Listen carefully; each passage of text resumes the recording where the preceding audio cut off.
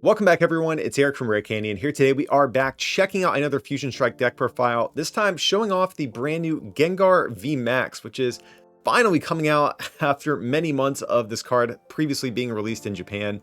So it feels good to know we are finally going to be getting to play with this card. Now, I do think Gengar VMAX faces a few challenges in our current post-rotation format compared to the format it released into over in Japan, but nevertheless, I still think this card is pretty exciting and definitely has some good attributes that are worth talking about today.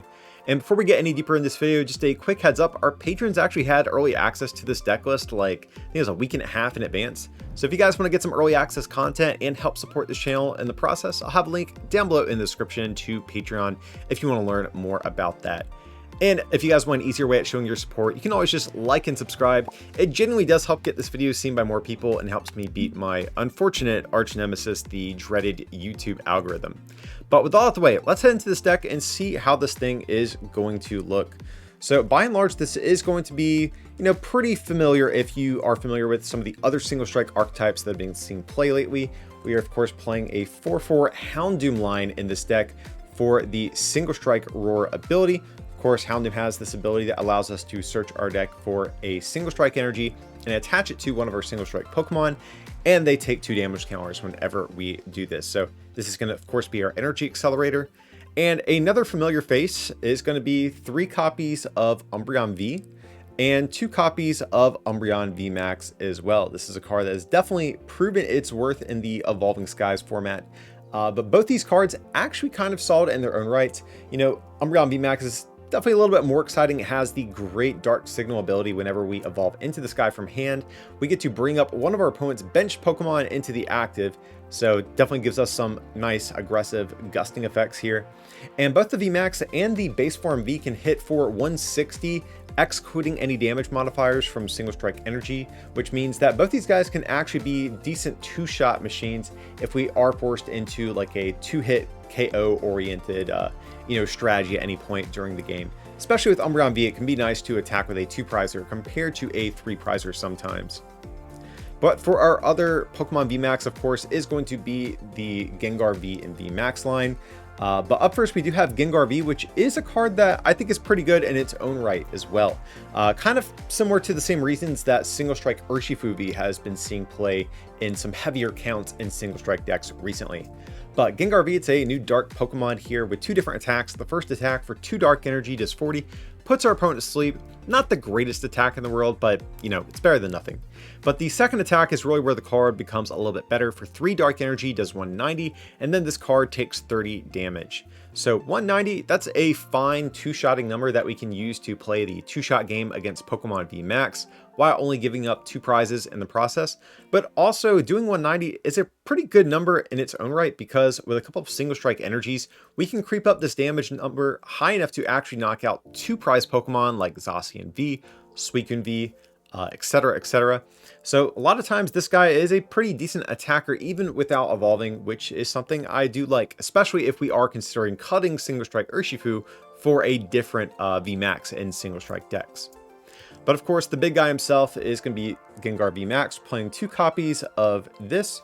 So another single strike Pokemon, 320 HP, fighting weakness, and then a 3 retreat cost. And briefly want to point out, one thing I do like about Gengar VMAX and Umbreon is that they both do share different weaknesses. So if we're going against something like a Leafeon deck and we are afraid of that, grass weakness on our Umbreons, we can lean a little bit more heavily maybe on our Gengars to do most of the heavy lifting for us, and vice versa. If we're going at Single Strike Urshifu, we can maybe, or Rapid Strike Urshifu, we can lean a little bit more heavily on our Umbreons.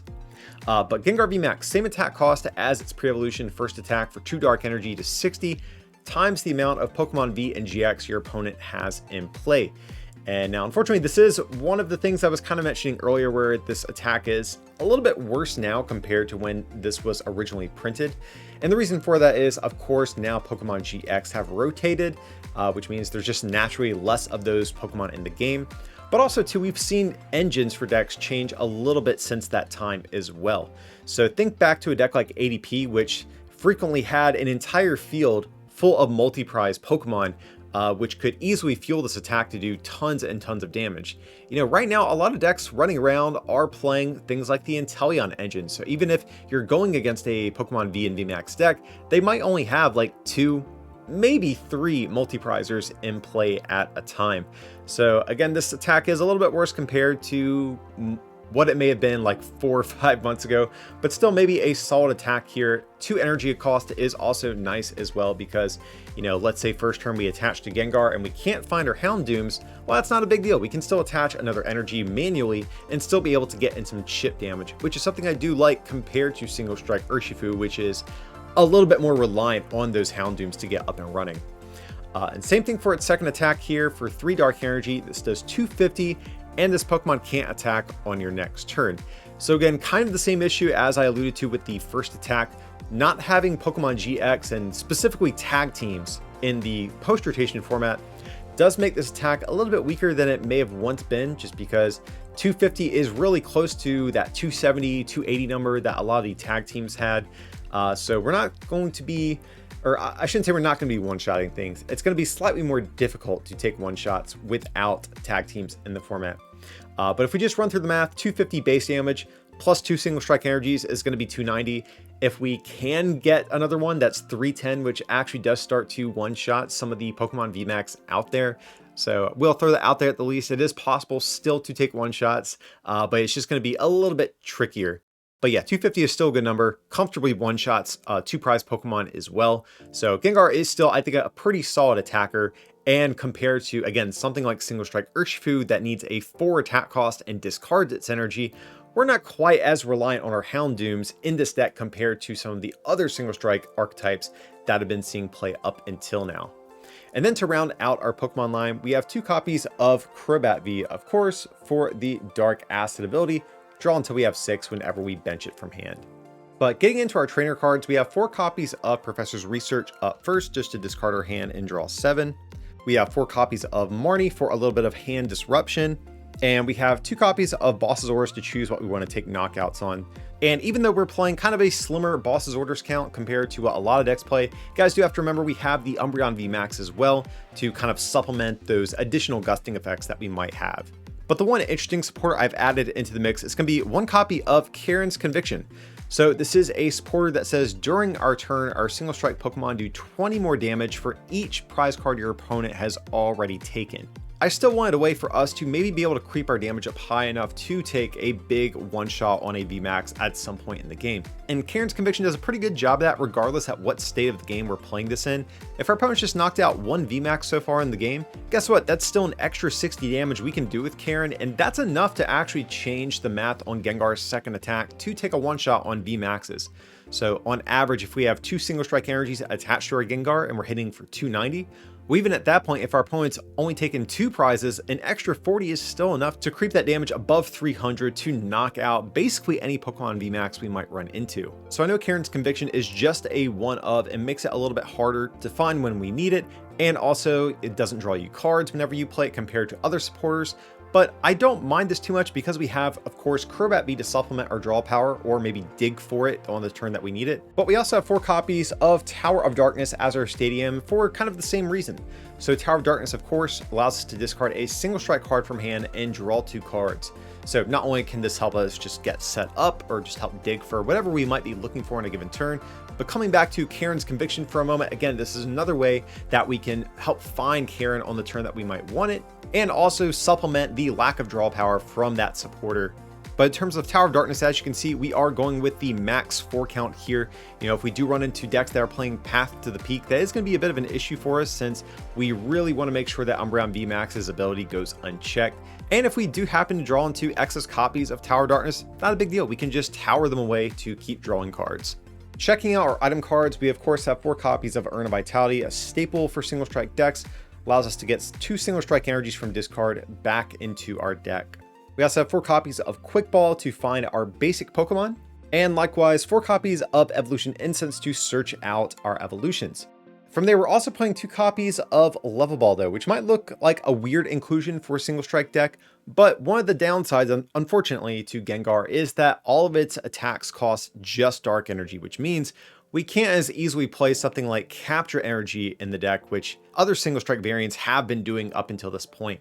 So since we aren't playing Capture Energy, I still wanted some additional ways to ensure that we can get our Houndours into play pretty early on when we need them. So that's what Level Ball is going to be for, to search out our Pokemon under 90 HP.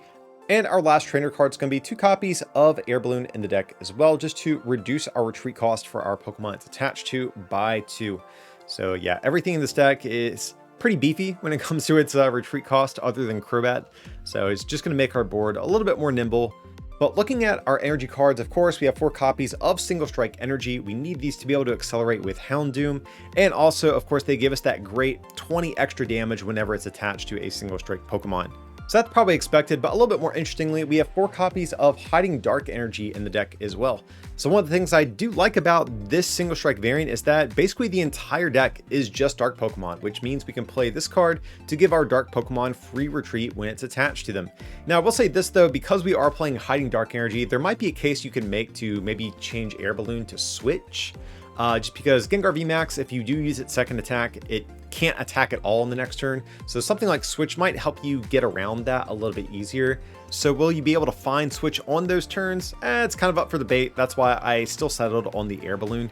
But that is something I think you can experiment with. And then for our last card, just 1 copy of Dark Energy to round out the list. Only 9 energy in total, but if you're unfamiliar with these Single Strike decks, you do have to remember we have the 4 copies of Urn of Vitality to keep recycling our Single Strike energies. So really, in total, we have access to a lot more than just the core 9 energy that's here. So that's where I'm at right now with Gengar VMAX. The core of it is very similar to what we've seen from other recent Single Strike decks, but I really do like not having to discard our energy whenever we want to attack with our VMAX. We're not quite as reliant on Houndoom as a result. Our attack cost is a little bit lower with Gengar. So I think there definitely are some pros to playing Gengar VMAX as opposed to something like Single Strike Urshifu VMAX. Of course, as you can see, the downside is that it's a little bit trickier to take those one-shots that come a little bit more naturally for Single Strike Urshifu. But what do you guys think? What do you think about this list, and how do you think it stacks up to the existing Single Strike variants that we've seen running around back during the Evolving Skies format?